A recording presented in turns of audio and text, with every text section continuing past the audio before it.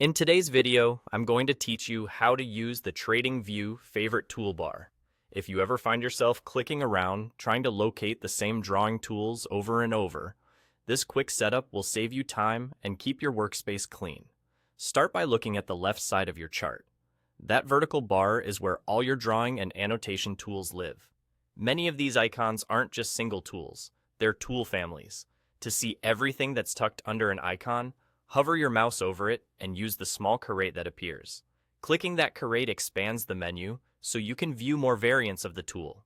For example, under lines, you might see a standard trend line, a ray, or an info line. Expanding first is helpful because it lets you pick the exact variation you actually use before you mark it as a favorite. Now, when you hover over any tool in that expanded list, or even over a tool icon directly, you'll notice a little star icon appear. That star is the key to building your favorites.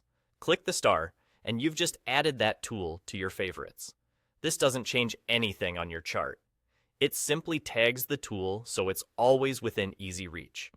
Once you've favorited at least one item, look back to the left bar. You'll see a new star icon appear near the bottom.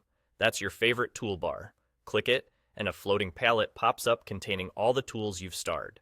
This palette is movable, so click and drag it to wherever it feels most comfortable on your screen.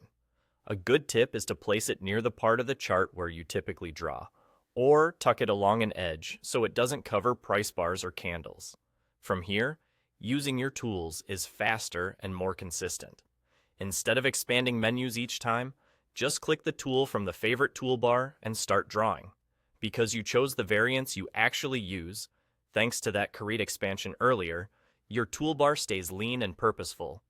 Think of it as your personalized toolbox, only the essentials, exactly where you need them, and there you go.